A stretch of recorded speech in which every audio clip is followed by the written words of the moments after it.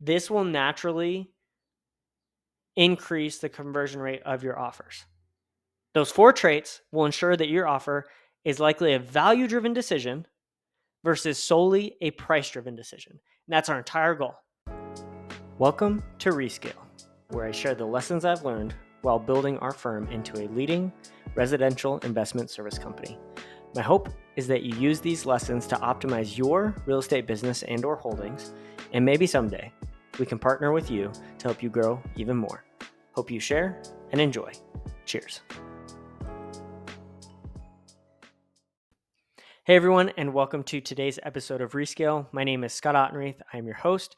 Today we're going to be discussing how to get more of your offers accepted. Chances are, if you are a real estate investor, at least an active one, you're probably making offers consistently.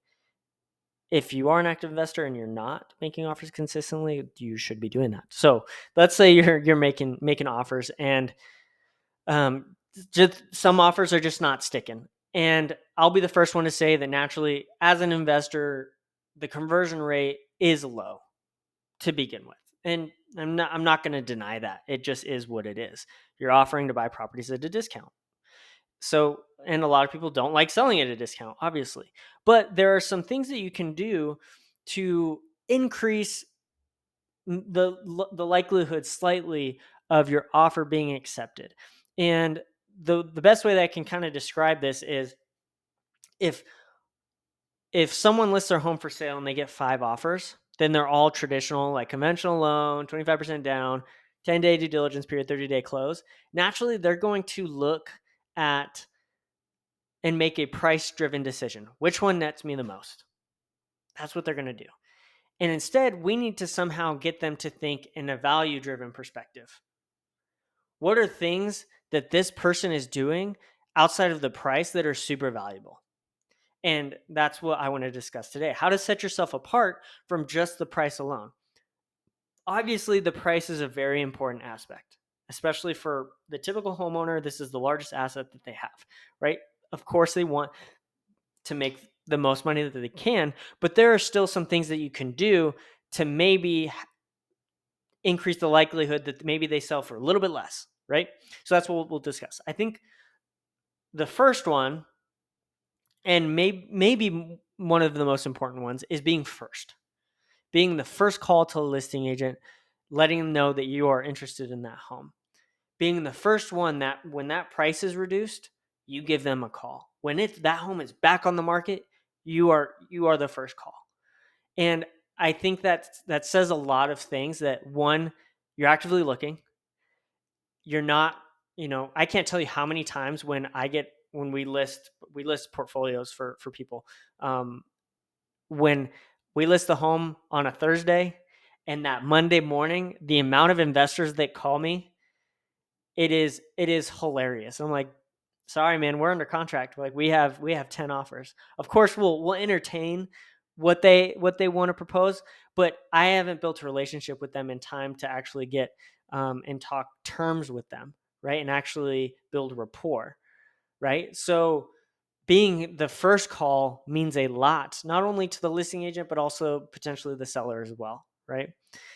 The second one is your ability to be flexible with your timeline that matches the seller's timeline.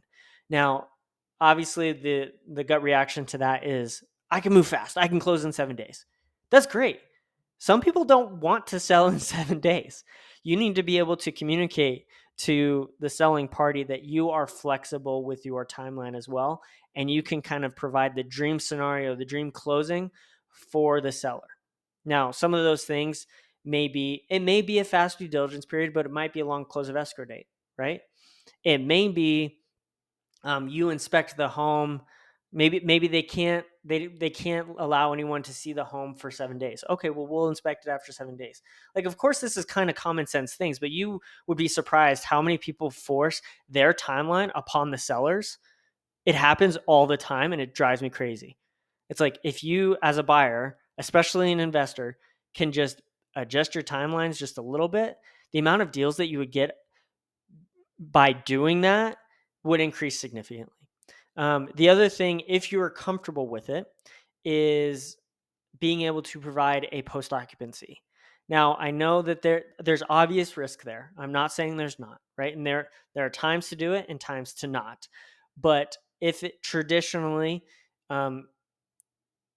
we've made a lot of deals work, especially recently with post occupancies, because a lot of people are strapped for cash and they need the equity from the home to be able to buy or move wherever they need to go.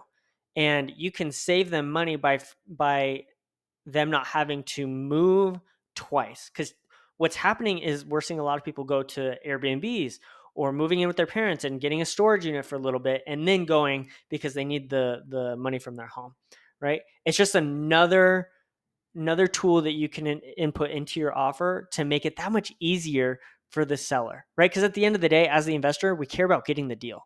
Now, again, a post occupancy specifically is a higher risk, because if they don't move out, there's a lot of things you need to make sure you're protected, and you do a post occupancy agreement, and sometimes actually doing a lease depending on how long they need to stay.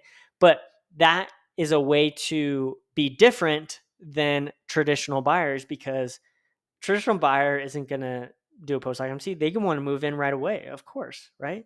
So that's another thing. Hey everyone, the only ask I have is that you help me spread the word so that we can help more people start or continue to scale their real estate businesses and portfolios, to make better decisions and in the end, make more money. The only way we can do that is if you rate and review and share this podcast. It'll take a brief second and it'll mean the world to me, but maybe even more important for someone else. Thanks again. Cheers. The third one is when you make the call and you're building the relation, when you're calling the listing agent, is you are relationship based. Relationship first, the people first, the property second, right? What is the situation? What is the seller's dream scenario? And how can you guys make that happen, right? And how can they trust you as the buyer, right? I can tell like that when it's a wholesaler calling for some of our homes that we're selling. Because when I say, "Oh, cool, what have you closed on? Like what have you bought? Send me a proof of funds." And they can never do that. And when you are making offers, you need to either, if you haven't closed on anything, okay, that's fine. You need to have your proof of funds or your pre-qual ready to go. Like you can start the process right now. You can get going. They need to be able to trust that you're going to make this deal easy for them. And if there's any sort of shadiness or any of that going on, they will not go with you, or they should not go with you. Any wise listing agent would not. But if you can come from the perspective of, yeah, and we have the luxury of saying, and chances are is when we're buying homes, it's, yeah, we've closed on 10 in this area. Here are the 10. We can show you that we are the actual bona fide owner. And that is like a lot of credibility in it, and it shows that your track record is serious. So when you're approaching these conversations, you need to be relationship based, and you can build rapport with them so that they can trust you that you're going to see through this dream scenario for the seller, right? And then fourth, the last one is being able to communicate on the preferred platform of the selling party. I can't tell you how many times some of our competition simply just blasts out offers via email, right? And it may be right when the home is listed, but there was no conversation, right? The amount of agents that want a phone call or a text, however their form of communication, you need to be able to adapt as the buyer, or even as the acquisition person, to be able to adapt to how the selling party communicates. A lot of agents love text messages. So you can start a conversation on a text message, right? My order of operations and what we do as a team is usually we're doing a phone call first. If they don't answer the phone, we leave a voicemail, and then we're shooting them a text. And if they don't if they don't answer the text after a short period of time, cool, we'll send them an email, and we cover all of our bases. They're going to see one of them, right?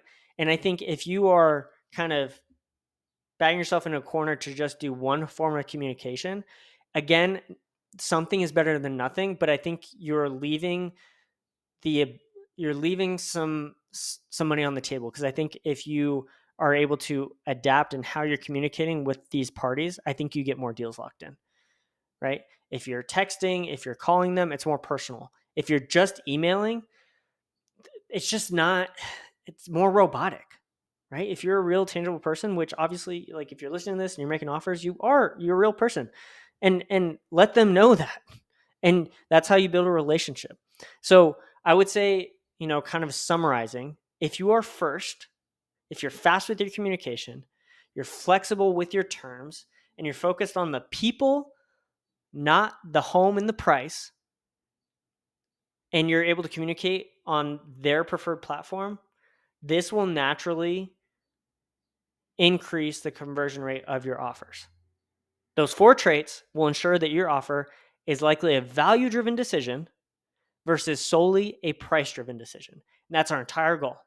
We want them to think about value, not just price. And that's how you set yourself apart. So I hope this was helpful. I hope that you can incorporate it into your offers, into your business, whatever you're doing. And I appreciate everyone for tuning in and taking a listen.